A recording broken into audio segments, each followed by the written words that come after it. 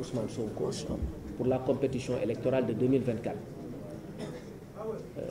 Quelles que soient les hypothèses en place ou les déclarations et positions des uns et des autres, il s'agit simplement de le rendre inéligible. Je rappelle qu'il s'est agi en l'espèce d'une affaire de diffamation, donc d'une affaire privée.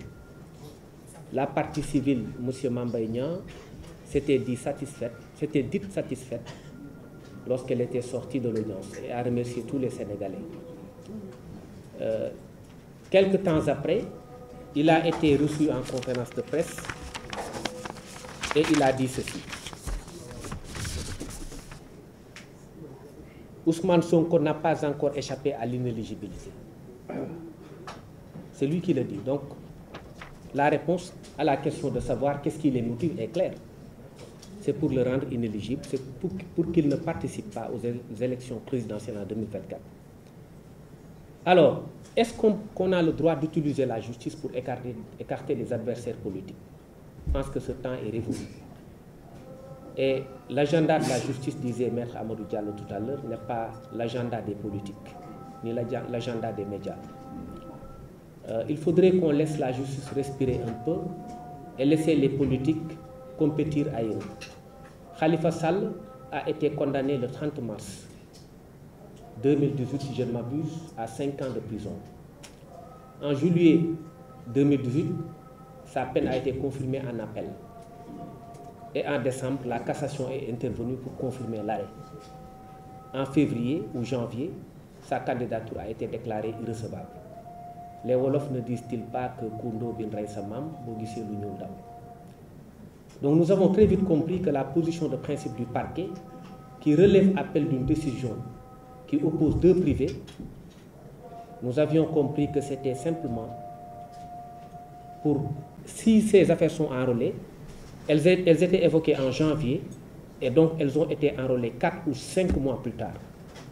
Or, si on respecte cela, ne serait-ce que par rapport au principe de l'enrôlement normal des dossiers, personne ne peut avoir le temps d'invalider une candidature. Donc, gérons les dossiers normalement, gérons les choses normalement. Nous ne sommes pas contre le principe d'une justice, mais nous voulons une justice qui soit rendue dans les règles de l'art, hors la vue des politiques.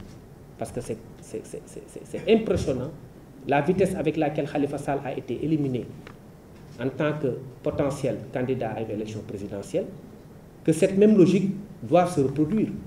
Et donc, il y a fort à craindre que quelqu'un qui se rend au tribunal, vous accordez vous-même la liberté de briser sa vitre, de le faire sortir de force et de l'amener à comparaître au tribunal pour un dossier de droit commun de diffamation, sans mandat d'un juge, sans ordre de quelque autorité judiciaire que ce soit, et vous vous permettez ensuite de barricader son domicile et de l'empêcher d'exercer sa liberté d'aller et de venir.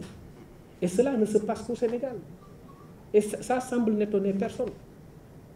Et donc ce sont là des violations graves des droits humains qui aujourd'hui devraient être sanctionnées. Et sous ce rapport-là, nous avions déposé des plaintes, aujourd'hui restées sans suite au parquet de Dakar.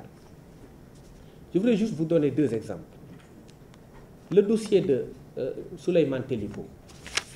Ce dossier a été évoqué le 2 avril 2021. Il est mis en délibéré pour le 18 avril 2023. Donc 2 ans, jour pour jour.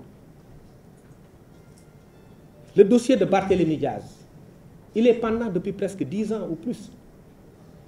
Alors pourquoi veut-on?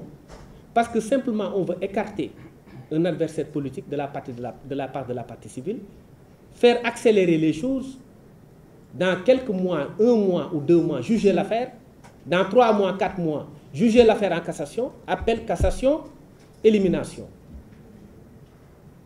Mais si on laisse passer cela, on sera peut-être indolent vis-à-vis d'une certaine violence qu'on veut exercer au cœur du droit. Ce n'est pas tolérable.